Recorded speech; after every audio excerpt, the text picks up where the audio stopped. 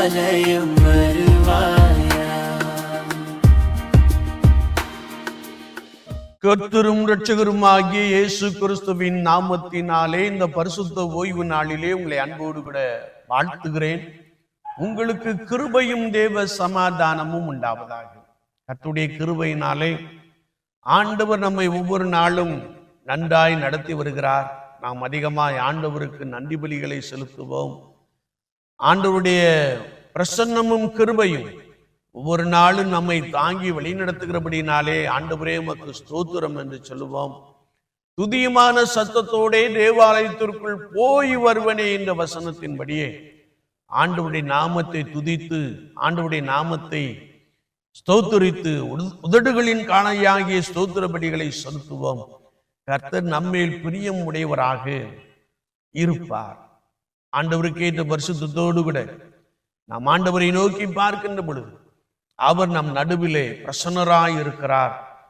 கர்த்தரை ஆராதிக்கின்ற அந்த ஆராதனையிலே தேவ பிரசன்னம் நம்மை மூடும், தேவ மகிமை நம்மை நிரப்பும். நாம் ஆவியினாலே கர்த்தருக்கு ஆராதனை செய்கின்ற பொழுது ஆண்டவருடைய ஆலோசனை நமக்குள்ளே பலமாய் வெளிப்படும். 6 நாள் உழைத்து பரிசுத்த ஓய்வு நாளிலே கர்த்தருடைய சமூகத்திலே வந்து நின்று கொண்டு இருக்கிற உங்களை கர்த்தருடைய கண்கள் பார்த்து கொண்டே இருக்கிறது.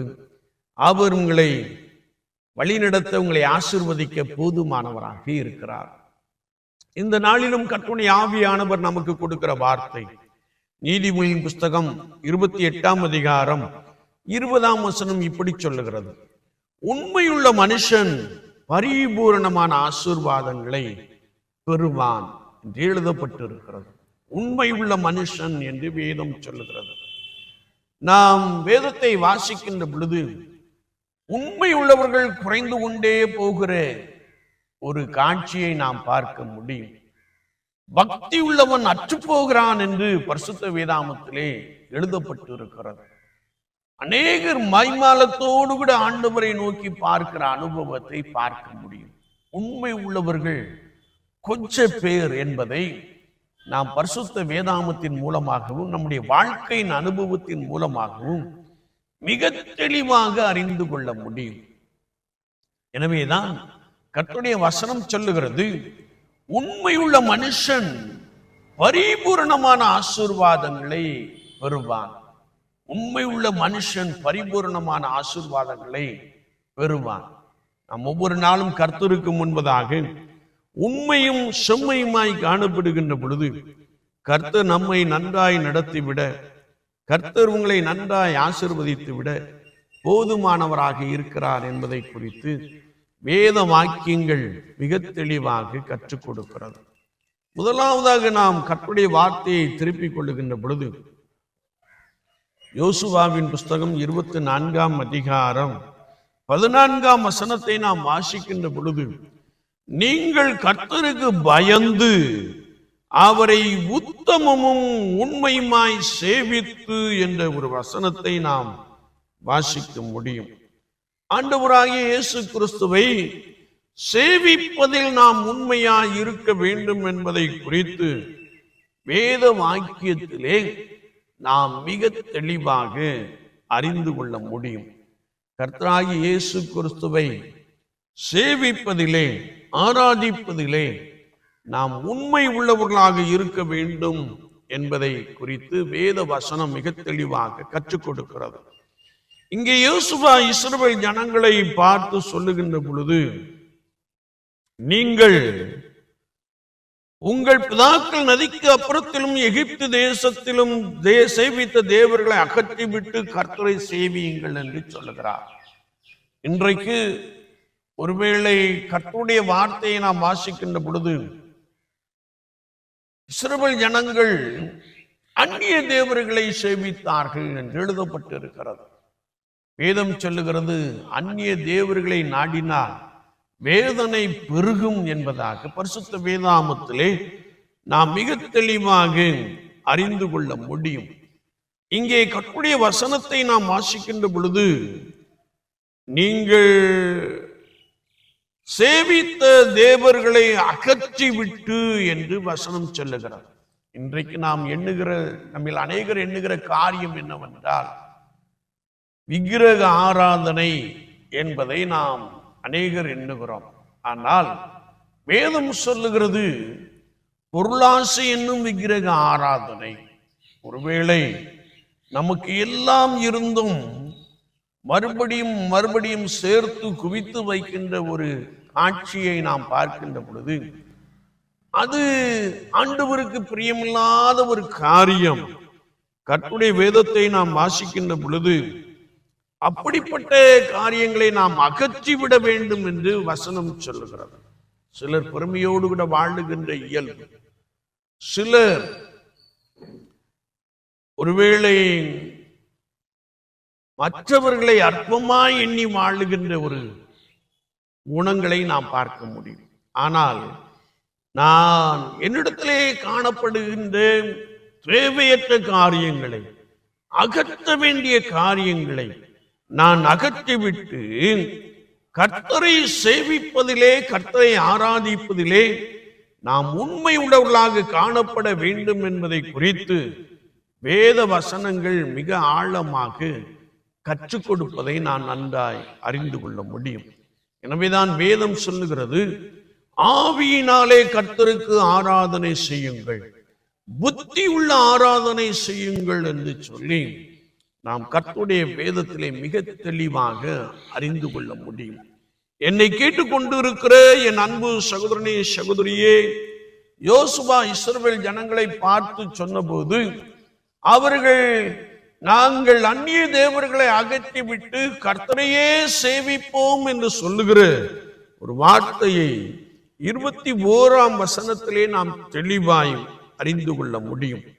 எனவே நீங்கள் கர்த்தருக்கு பயந்து அவரை உத்தமமும் உண்மையுமாய் சேவித்து, உத்தமம் என்ற வார்த்தை பிளேம்லெஸ், குற்றமற்ற இருதயத்தோடு விட, பரிசுத்தத்தோடு விட அவரை சேவித்து அவரை ஆராதிக்க வேண்டும் என்பதை குறித்து வேத வாக்கியங்கள் நமக்கு மிக ஆழமாக கற்றுக் கொடுக்கிறது. என்னை கேட்டுக்கொண்டிருக்கிற என் அன்பு தெய்வ ஜனமே, கர்த்தராகிய ஆண்டவரை நாம் எவ்விதமாய் ஆராதித்து கொண்டிருக்கிறோம்? கர்த்தராகிய இயேசு கிறிஸ்துவை நாம் எவ்விதமாய் ஆராதித்து கொண்டிருக்கிறோம்? ஒருவேளை இந்த உலகத்திலே இயேசு பாலனாக வந்து உதித்த இயேசுவை நான் எப்படிப்பட்ட இருதயத்தோடு விட, எப்படிப்பட்ட நடக்கையோடு விட அவரை ஆராதித்து கொண்டிருக்கிறேன் என்பதை சற்று நாமே நிதானித்து ஆராய்ந்து பார்ப்போம். நீங்கள் பரிசுத்தத்தோடு கூட அவரை சேவிப்பீர்கள் என்றால் நீங்கள் கர்த்தரை சேவிப்பதிலே உண்மை உள்ளவர்களாக காணப்படுவீர்கள் என்றால் ஆண்டவர் உங்களை சகல ஆசீர்வாதத்தினாலும் நிரப்ப போதுமானவராக இருக்கிறார். இரண்டாவதாக வாழ்க்கையிலே உண்மை. நாம் 2 ராஜாக்களின் புஸ்தகம் 20ஆம் அதிகாரத்தை திருப்பிக் கொள்ளுகின்ற பொழுது எசேக்கியா ராஜா கர்த்தரை நோக்கி, கர்த்தாவே, நான் உமக்கு முன்பாக உண்மையும் மன உத்தமமாய் நடந்தேன் என்று சொல்லுகிறார். எசேக்கியாவுடைய வாழ்க்கையை நாம் பார்க்கின்ற பொழுது கர்த்தராகிய ஆண்டவருக்கு முன்பதாக உண்மையோடு கூட வாழ்ந்த ஒரு மனிதன், கர்த்தராகிய ஆண்டவரை பிரியப்படுத்தின ஒரு மனிதன், கர்த்தருடைய பார்வையிலே நலமானதை செய்த ஒரு ராஜா என்பதை நாம் நன்றாய் அறிந்திருக்க முடியும். எனவே வாழ்க்கையிலே ஒவ்வொரு நாளும் நாம் கர்த்தருக்கு முன்பதாக உண்மை உள்ளவர்களாக காணப்பட வேண்டும் என்பதை குறித்து வேத வசனம் நமக்கு மிக தெளிவாக கற்றுக் கொடுக்கிறது. நம்முடைய நடக்கையிலே, நம்முடைய செயல்பாடுகளிலே நான் கர்த்தரை பிரியப்படுத்துகிற ஒரு நபராய் கர்த்தருக்கு முன்பதாக உண்மை உள்ளவர்களாக நாம் காணப்பட வேண்டும் என்பதை குறித்து வேத வாக்கியத்திலே மிக ஆழமாக நாம் அறிந்து கொள்ள முடியும். வேதத்தை நாம் வாசிக்கின்ற பொழுது மோசே தேவனுடைய வீட்டில் எங்கும் உண்மை உள்ளவனாய் இருந்தான் என்று எழுதப்பட்டு இருக்கிறது. அது மாத்திரமல்ல, நீதிமொழிகள் 12:22 நாம் வாசிக்கின்ற பொழுது உண்மையாய் நடக்கிறவர்களோ அவருக்கு பிரியம் என்று சொல்லி நாம் கர்த்தருடைய புஸ்தகத்திலே தேடி வாசிக்க முடியும். என்னை கேட்டுக்கொண்டிருக்கிற என் அன்பு சகோதரனே சகோதரியே, விசுவாச வாழ்க்கையிலே நான் கர்த்தருக்கு முன்பதாக உண்மை உள்ளவர்களாக காணப்படுகிறோமா? நம்முடைய நடக்கைகள் எல்லாவற்றிலும் கர்த்தருக்கேற்ற கிரியைகளை நடப்பிக்கிற ஒரு நபராக நாம் காணப்படுகிறோமா? நெகேமியா தீர்க்கதரிசன புஸ்தகம் 9ஆம் அதிகாரம் 7-8 வசனங்களை நாம் வாசிக்கின்ற பொழுது அங்கே கர்த்தருடைய வார்த்தை சொல்லுகிறது, ஆபிரகாமை ஆண்டவர் தெரிந்து கொண்டு அவனை ஊர் என்னும் கல்தேரியின் பட்டணத்திலிருந்து புறப்பட பண்ணி அவனுக்கு ஆபிரகாம் என்னும் பெயரிட்ட தேவனாகிய கர்த்தர் சொல்லுகிறது என்னவென்றால், அவன் இருதயத்தை உமக்கு முன்பாக உண்மை உள்ளதாக கண்டு என்று வேதம் சொல்லுகிறது. ஆபிரகாமுடைய இருதயம் கர்த்தருக்கு முன்பதாக உண்மை உள்ளதாய் காணப்பட்டபடியினாலே ஆண்டவர் ஆபிரகாமின் சந்ததிகளை நடத்தி வருகின்ற காட்சியை குறித்து நாம் பரிசுத்த வேதாமத்திலே மிக ஆழமாக அறிந்து கொள்ள முடியும். ஆபிரகாமுடைய இருதயம் கர்த்தருக்கு முன்பதாக உண்மை உள்ளதாய் காணப்பட்டபடியினாலே கர்த்தருடைய வார்த்தையை நாம் வாசிக்கிறோம். ஆபிரகாம் சந்ததியிலிருந்து புறப்பட்டவர்களை எகிப்திலே எங்கள் பிதாக்கள் அனுபவித்த சிறுமையை நீர் கண்டு சிவந்த சமுத்திரத்தில் அவர்கள் கூப்பிடுதலை கேட்டீர் என்று சொல்லி இஸ்ரவேல் ஜனங்களை ஆண்டவர் அற்புதங்களினாலும் அடையாளங்களினாலும் நடத்தி வருவதற்கான அந்த கிருபைகளை பெற்ற ஜனமாய் மாறிவிடுகின்றவர்களை நாம் நன்றாய் அறிந்து கொள்ள முடியும். ஆனாலும் ஆண்டவர் ஆபிரகாமின் இருதயத்தை உண்மை உள்ளவராய் கண்டபடியினாலே ஆபிரகாமுக்கு கொடுத்த அந்த வாக்கு தத்தத்தை அவர் பலமாய் நிறைவேற்றுகிறவராக காணப்பட்டார். அவன் விசுவாசத்தில் உண்மை உள்ளவனாக காணப்பட்டான். அவன் விசுவாசத்தில் வல்லமை உள்ளவனாக காணப்பட்டான். எனவே ஆண்டவர் அவனை ஆசீர்வதித்தார் என்பதை நாம் பரிசுத்த வேதாமத்திலே மிக ஆழமாக அறிந்து கொள்ள முடியும். 1 சாமுவேலின் புஸ்தகம் 12ஆம் அதிகாரம் 24ஆம் வார்த்தையை நாம் வாசிக்கின்ற பொழுது, நீங்கள் கர்த்தருக்கு பயந்து உங்கள் முழு இருதயத்தோடு உண்மையாய் அவரை சேவிக்க கடவீர்கள் என்று எழுதப்பட்டிருக்கிறது. நீங்கள் கர்த்தருக்கு பயந்து முழு இருதயத்தோடும் ஆண்டவரை சேவிப்பதிலே, ஆண்டவரை பணிந்து கொள்வதிலே ஒவ்வொரு நாளும் நாம் கர்த்தருக்கு முன்பதாக உண்மை உள்ளவர்களாக காணப்பட வேண்டும். நம்மில் அநேகர் ஞாயிற்றுக்கிழமை ஆராதனைக்கு மாத்திரம் வருகிறோம், சிலர் அனுதினமும் வருகிறோம். ஆனால் நான் என் வீட்டில் வாசம் பண்ணுகின்ற பொழுது ஆண்டவருக்கு முன்பதாக உண்மை உள்ளவர்களாக காணப்பட்டு கர்த்தரை வீட்டிலே ஆராதிக்கின்ற சேவிக்கின்ற ஒரு நபராக நாம் காணப்பட வேண்டும் என்பதை குறித்து வசனம் மிக தெளிவாக கற்றுக் கொடுக்கிறது. எனவேதான் நான் ஆண்டவருக்கு முன்பதாக உண்மை உள்ளவர்களாக காணப்பட வேண்டும். வாழ்க்கையிலே உண்மை இருக்க வேண்டும்.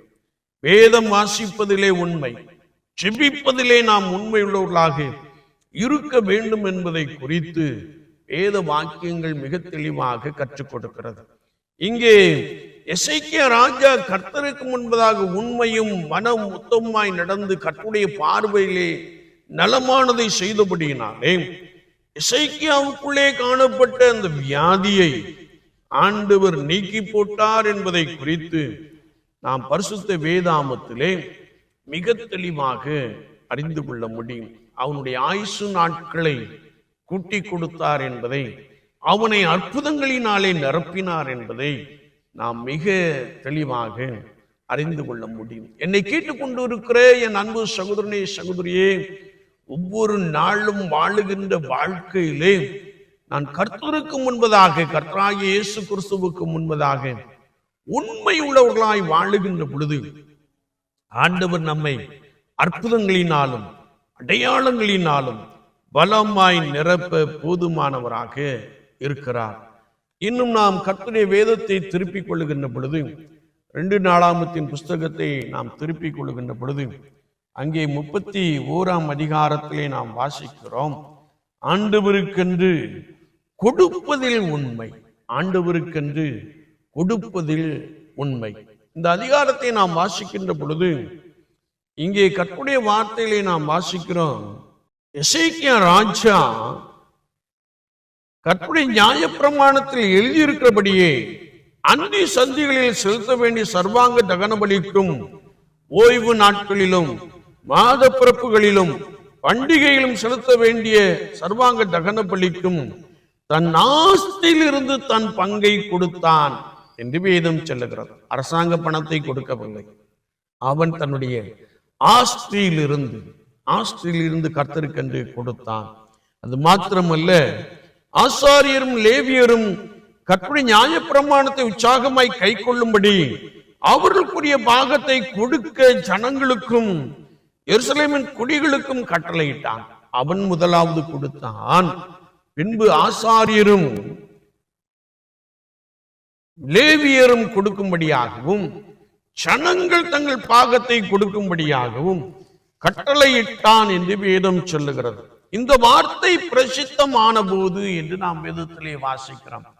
ராஜா தன் ஆஸ்தியிலிருந்து கர்த்தருடைய வேலைக்காக, கர்த்தருடைய காரியத்திற்காக கொடுத்தான் என்ற இந்த வார்த்தை பிரசித்தமான போது இஸ்ரவேல் புத்திரர் தானியத்திலும் திராட்சரசத்திலும் எண்ணெயிலும் தேனிலும் நிலத்தின் எல்லா மரத்திலும் முதல் பலன்களை திரளாக கொண்டு வந்து சகலத்திலும் தசம பாகத்தை பரிபூரணமாய் கொடுத்தார்கள். வேதம் சொல்லுகிறது, மாடுகளிலும் ஆடுகளிலும் தசம பாகத்தையும் தங்கள் தேவனுக்கென்று பரிசுத்தம் பண்ணப்பட்டவைகளில் தசம பாகத்தையும் கொண்டு வந்து குவியல் குவியலாக குவித்தார்கள். 3ஆம் மாதத்தில் தொடங்கி 7ஆம் மாதம் வரைக்கும் அவர்கள் கொடுத்தார்கள் என்பதை குறித்து பரிசுத்த வேதாமத்திலே தெளிவாக எழுதப்பட்டிருக்கிறது. என்னை கேட்டுக்கொண்டிருக்கிற என் அன்பு சகோதரனே, சகோதரியே, நீ ஆண்டவருக்கென்று கொடுப்பதில் உற்சாகமாய் கொடுக்க வேண்டும். உற்சாகமாய் கொடுக்கிற இடத்தில் தேவன் பிரியமாய் இருக்கிறார் என்று எழுதப்பட்டிருக்கிறது. அது மாத்திரமல்ல, தன்னால் இயன்ற மட்டும் கொடுக்க வேண்டும் என்று சொல்லி லேவியராமத்தின் புஸ்தகம் 35ஆம் அதிகாரத்திலே நாம் மிக தெளிவாக அறிந்து கொள்ள முடியும். இங்கே ராஜா கொடுத்தார், இஸ்ரவேல் ஜனங்கள் கொடுப்பதை நாம் பார்க்கின்ற பொழுது அவர்கள் தசமமாக எல்லாவற்றிலும், நிலத்தின் வரத்தில் எல்லாவற்றிலும் கர்த்தருக்கென்று கொடுத்தார்கள். 10ஆம் வசனத்தை நாம் வாசிக்கின்ற பொழுது, இந்த காணிக்கையை கர்த்தருடைய ஆலயத்திற்கு கொண்டு வர தொடங்கினது முதல் நாங்கள் சாப்பிட்டு திருப்தி அடைந்தோம், இன்னும் மிச்சமும் இருக்கிறது. கர்த்தர் தம்முடைய ஜனத்தை ஆசீர்வதித்ததினால் இந்த திரளான அம்பாரம் மீந்திருக்கிறது என்று சொல்லுகின்ற ஒரு வசனத்தை நாம் வாசிக்க முடியும். என்னை கேட்டுக்கொண்டு இருக்கிற என் அன்பு தெய்வ ஜனங்களே, ஆண்டவருக்கென்று கொடுப்பதில் நாம் பூரணப்பட்டவர்களாக காணப்பட வேண்டும். தசம பாகம் கர்த்தருடையது, அதை கர்த்தருடைய ஆலயத்திற்கு கொண்டு வர வேண்டும்.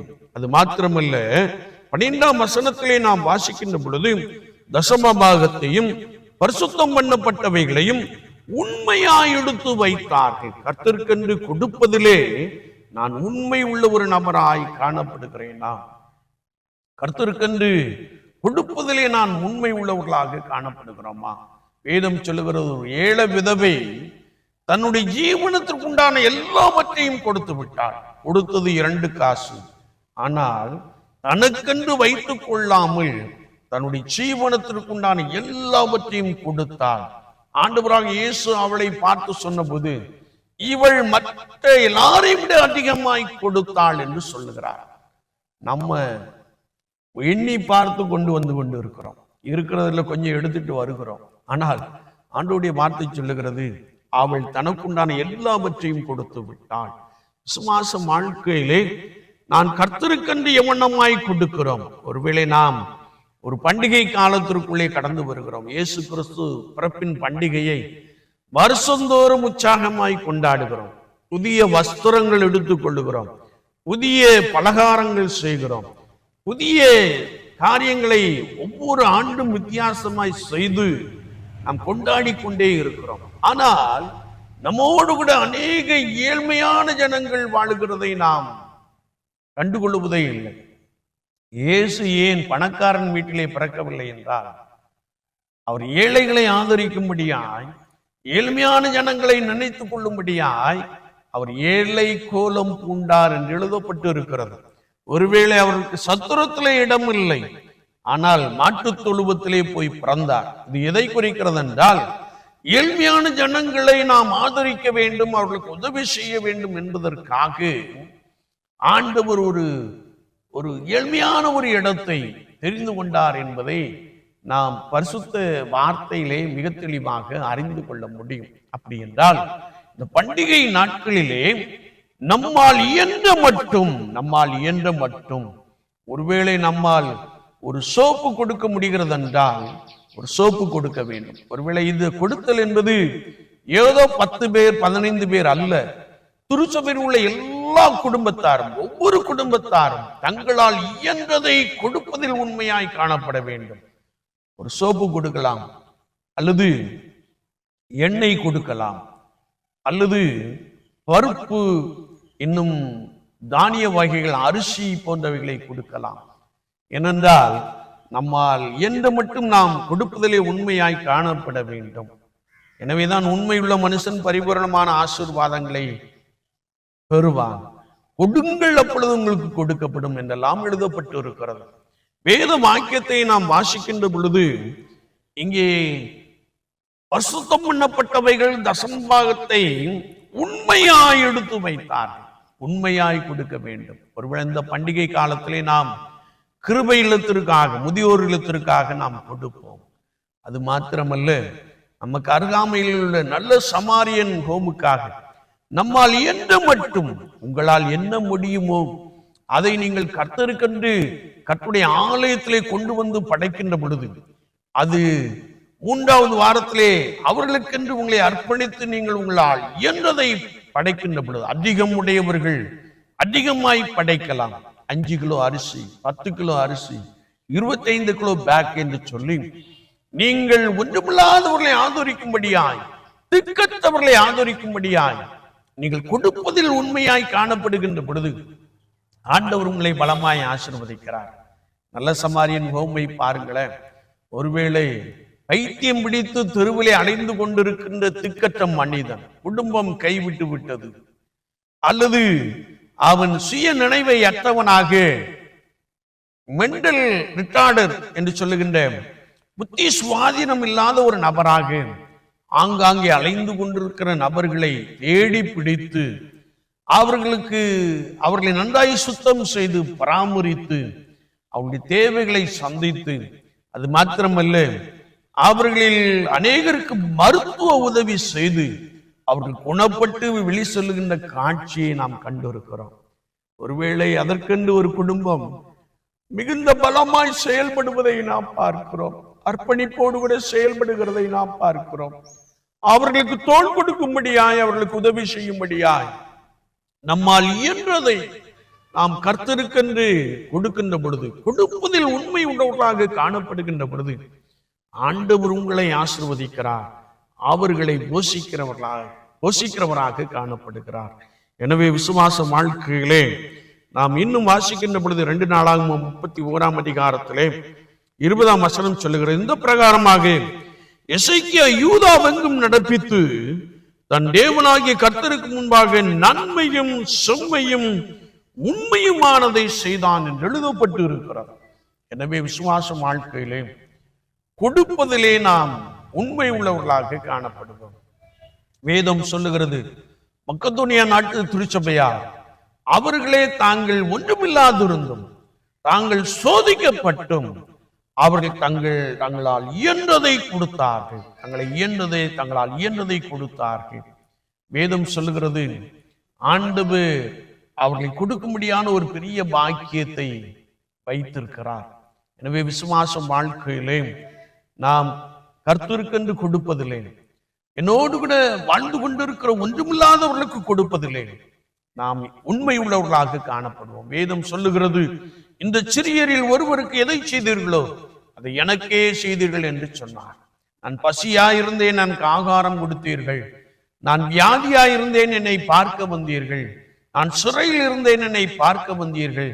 நான் தாகமாயிருந்தேன், எனக்கு தண்ணீர் கொடுத்தீர்கள், என் தாகத்தை தீர்த்தீர்கள் என்றெல்லாம் சொல்லிவிட்டு சொல்லுகிறார், நாங்கள் எப்பொழுது உம்மை வியாதி உள்ளவராகவும் பசி உள்ளவராகவும் சிறையில் அடைப்பட்டவராகவும் தாகம் உள்ளவர்களாகவும் கண்டோம், வஸ்திரம் இல்லாதவர்களாக கண்டோம் என்று சொன்ன மாத்திரத்தில் இயேசு சொல்லுகிறார், இந்த சிறியரில் ஒருவருக்கு எதை செய்தீர்களோ அதை எனக்கே செய்தீர்கள் என்று சொல்லுகிறார். என்னை கேட்டுக்கொண்டிருக்கிற என் அன்பு சகோதரனே சகோதரியே, ஆண்டவர் நமக்கு ஒரு நல்ல சந்தர்ப்பத்தை கொடுத்திருக்கிறார்.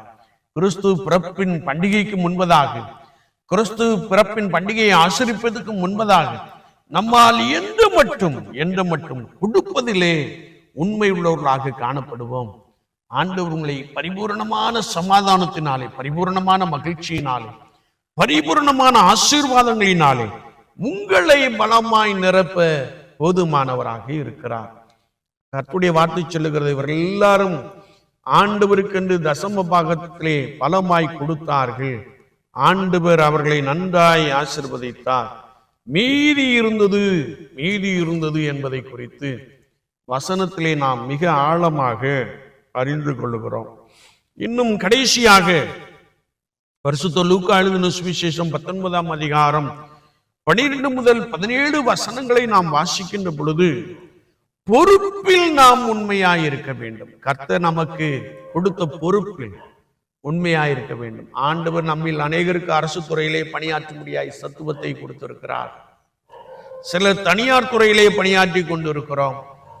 ஆண்டவர் நமக்கு என்ன பணியை கொடுத்திருக்கிறாரோ அந்த பொறுப்பிலே, அந்த கடமையிலே நாம் உண்மை உள்ளவர்களாக இருக்க வேண்டும் என்பதை குறித்து பரிசுத்த லூக்கா 19ஆம் அதிகாரத்திலே நாம் மிக தெளிவாக அறிந்து கொள்ள முடியும். வேதம் சொல்லுகிறது, பிரபுவாகிய ஒருவன் ஒரு ராஜ்யத்தை பெற்றுக்கொண்டு திரும்பி வரும்படி தூர தேசத்துக்கு போக புறப்பட்டான்.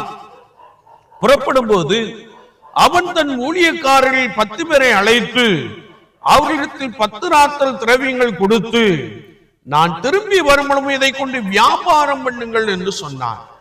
அவனுடைய ஊரா அவனை பகைத்து, இவன் எங்கள் மேல் ராஜாவா இருக்கிறது எங்களுக்கு மனதில்லை என்று சொல்லும்படி அவன் பின்னே ஸ்தானாதிபதிகளை அனுப்பினார்கள்.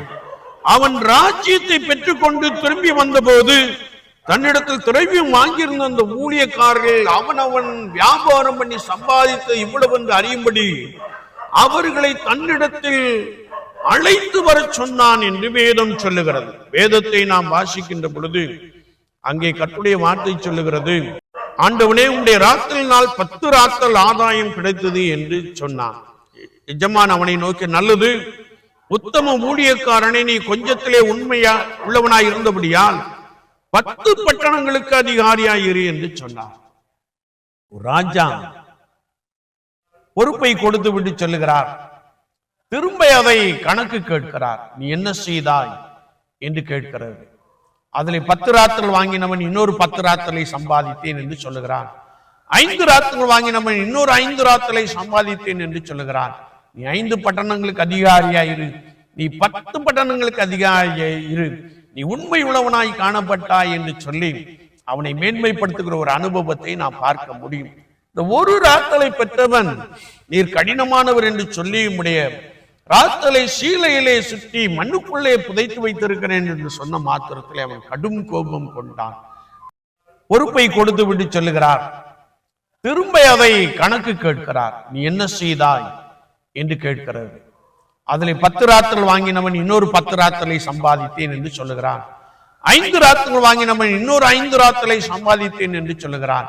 நீ 5 பட்டணங்களுக்கு அதிகாரியாயிரு, நீ 10 பட்டணங்களுக்கு அதிகாரியாயிரு, நீ உண்மை உள்ளவனாய் காணப்பட்டாய் என்று சொல்லி அவனை மேன்மைப்படுத்துகிற ஒரு அனுபவத்தை நாம் பார்க்க முடியும்.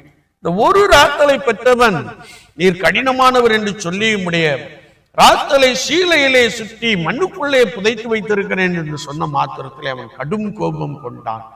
நான் ஒருவேளை கடினமானவன் என்பதை நீ அறிந்திருந்தும், ஒருவேளை என்னுடைய காசை வட்டிக்காரனுடைய கடையிலே நீ கொடுத்திருப்பாய் என்றால் அது பெருகப்பட்டிருக்குமே என்று சொல்லி அவனை கடிந்து கொள்ளுகின்ற, அவனுக்கு தண்டனை கொடுக்கின்ற ஒரு காட்சியை குறித்து வேதம் சொல்லுகிறது. என்னை கேட்டுக்கொண்டிருக்கிற என் அன்பு சகோதரனே சகோதரியே, கர்த்தராகிய இயேசு கிறிஸ்து உங்களுடைய வாழ்க்கையிலே உங்களுக்கு கொடுத்திருக்கிற பொறுப்பிலே நீங்கள் உண்மையுள்ளவர்களாக காணப்படுகின்ற பொழுது ஆண்டவர் உங்களுக்கு ரிவார்டு கொடுக்கிறவராக இருக்கிறார். ஒருவேளை தானியேலை குறித்து நாம் வேதத்திலே வாசிக்கிறோம். தானியேல் ராஜாவுக்கு நஷ்டம் வராதபடிக்கு எல்லாவற்றிலும் உண்மையை உள்ளவனாய் காணப்பட்டான். அவன் மீது ஒரு குற்றமும் கண்டுபிடிக்க முடியவில்லை என்று வேதத்திலே நாம் வாசிக்கிறோம். தானியேல் ராஜாவுக்கு முன்பதாக உண்மை உள்ளவனாய் காணப்பட்டபடியினாலே ராஜா அவனை உயர்த்தி வைத்தான் என்று வேதம் சொல்லுகிறது.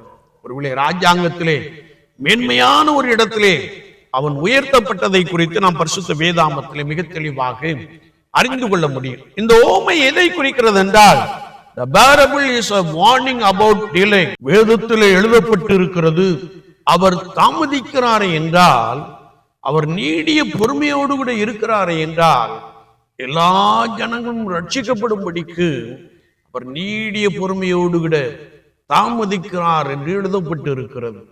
இயேசு கிறிஸ்துவின் 2ஆம் வருகைக்கு ஆயத்தப்படுகிற நாம் அவர் வர தாமதிக்கிற இந்த காலகட்டத்தை அவருக்கென்று உண்மை உள்ளவர்களாக, அவருக்கென்று வாழ்க்கையிலே அனுதினமும் உண்மையாய் ஜீவிக்கிறவர்களாக நாம் மாறிவிட வேண்டும் என்பதற்காக அவர் தாமதிக்கிறார். The parable is a warning about delay. The parable gives a message to us about using the delay in Jesus' return. இயேசு கிறிஸ்துவின் 2ஆம் வருகையின் போது நாம் அவருக்கு முன்பதாக நிற்கத்தக்கதான பாத்திரமான்களாய் எண்ணப்படும்படிக்கு இந்த தாமதமான இந்த நாட்களையை நான் எவ்வாறாக பயன்படுத்தி கொண்டேன் என்பதை குறித்து நாம் மிக தெளிவாக அறிந்து கொள்ள வேண்டும். இங்கே 3 நபர்களை குறித்து வேதம் சொல்லுகிறது.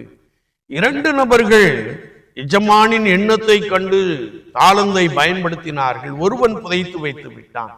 எனவே ஆண்டவருடைய வாழ்க்கையிலே கொடுத்திருக்கிற அந்த கிருபைகளை, ஆண்டவருடைய வாழ்க்கையிலே கொடுத்திருக்கிற அந்த தாளந்துகளை இயேசு கிறிஸ்துவின் நற்செய்திக்காக நான் அவருக்கென்று பரிசுத்தமாய் வாழுகின்ற அந்த அனுபவத்திலே நாம் எப்படிப்பட்டவர்களாக காணப்படுகிறோம். அவருடைய 2ஆம் வருகையிலே அவருக்கு முன்பதாக நிற்கக்கூடிய ஒரு மனுஷியாய் நம்முடைய வாழ்க்கையின் அனுபவம் காணப்படுகிறதா? 3ஆவதாக, the parable warns us that Jesus will call us to account for how we have served.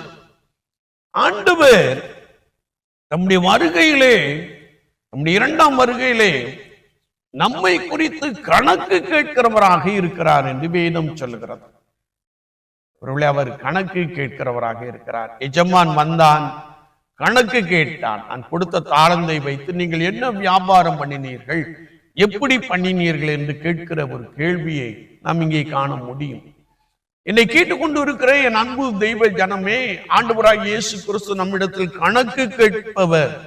நான் இவ்வளவு காலம் உன் வாழ்க்கையிலே கொடுத்திருக்கிறேனே, நீ எப்படிப்பட்ட ஒரு வாழ்க்கை வாழ்ந்தாய், யாருக்காக வாழ்ந்தாய் என்று கணக்கு கேட்கிறவராக இருக்கிறார். கடைசியாக நாம் those who are not fruitful will be punished. யாரெல்லாம் கர்த்தருக்கேற்ற உண்மையாய் காணப்படவில்லையோ, கர்த்தரை சேவிப்பதில் உண்மையாய் காணப்படவில்லையோ, கர்த்தரை வாழ்க்கையிலே அனுதின வாழ்க்கையிலே உண்மை உள்ளவர்களாக காணப்படவில்லையோ, பொறுப்பில் உண்மை உள்ளவர்களாக காணப்படவில்லையோ, கடமையில் உண்மை உள்ளவர்களாக காணப்படவில்லையோ, கொடுப்பதில் உண்மை உள்ளவர்களாக காணப்படவில்லையோ, அவர்கள் எல்லாரும் தண்டிக்கப்படுவார்கள் என்பதை குறித்து வசனம் மிக தெளிவாக கற்றுக் கொடுக்கிறது. Those who are not fruitful will be punished.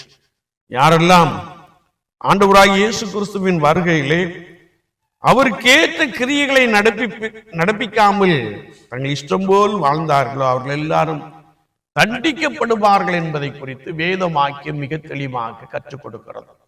என்னை கேட்டுக்கொண்டிருக்கிற என் அன்பு சகோதரனே, சகோதரியே, கர்த்தராகிய இயேசு கிறிஸ்துவை ஆராதிப்பதிலே, சேவிப்பதிலே, தொழுது கொள்வதிலே, பணிந்து கொள்வதிலே நாம் உண்மை உள்ளவர்களாக காணப்படுகிறோமா?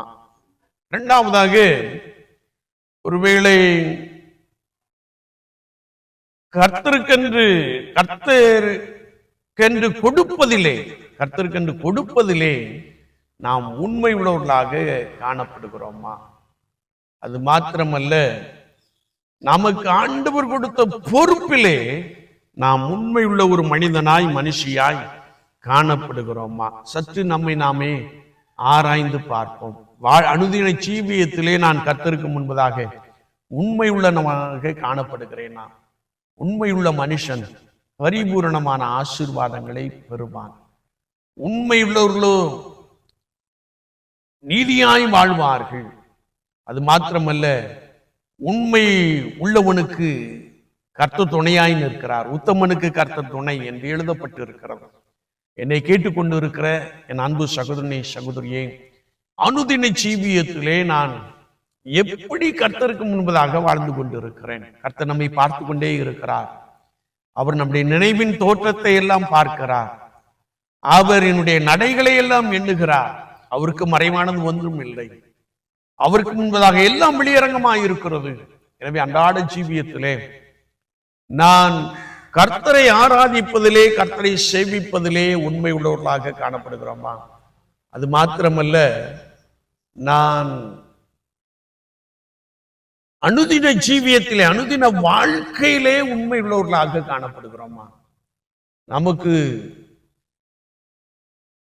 கொடுக்கப்பட்டதிலிருந்து கர்த்தருக்கென்று கொடுப்பதில் நாம் உண்மை உள்ளவர்களாக இருக்கிறோமா? பொறுப்பிலே, கடமையிலே நாம் உண்மை உள்ளவர்களாக இருக்கிறோமா? சற்று நம்மை நாமே ஆராய்ந்து பார்ப்போம். நம்மை கர்த்தருடைய சமூகத்திலே தாழ்த்திக் கொள்வோம். ஆண்டவரே, உண்மை உள்ளவளாய் வாழ கிருபை தாரும் என்று கேட்போம். கர்த்தர் உங்களுக்கு கொடுப்பார். நீங்கள் கர்த்தரை பிரியப்படுத்துகிற அனுபவத்திலே நிறைவீர்கள். பரிபூரணமான ஆசீர்வாதம், ஒரு குறைவில்லாத வாழ்க்கை, பரிபூரணமான சமாதானம், அது உங்களுடைய வாழ்க்கையிலே நிறைவாய் காணப்படும். ஆண்டவர் அப்படிப்பட்ட கிருபைகளை, அப்படிப்பட்ட ஆசீர்வாதங்களை நமக்கு நிறைவாய் கொடுப்பாராக. ஆமீன், ஆமீன். நாம் ஜெபிப்போம். நேசிக்கிற நல்ல ஆண்டவரே, இந்த ஓய்வு நாளுக்காக நாங்களும் மக்கள் நன்றி செலுத்துகிறோம். கேட்ட வார்த்தைகளுக்காக ஸ்தோத்திரம்.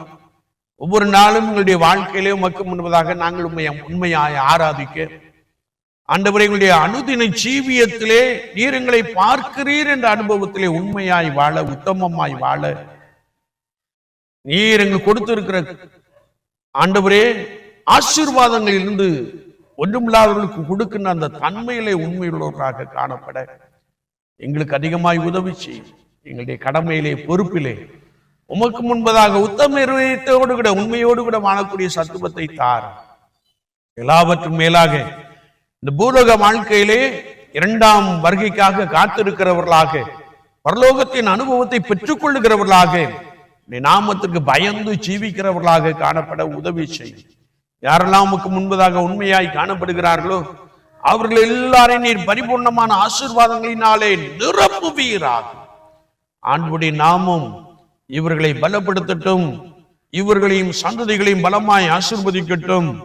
கர்த்தருடைய கரம் ஒவ்வொருவர் மீதும் வைக்கும்படியாய் அடியேன் ஜெபிக்கிறேன்.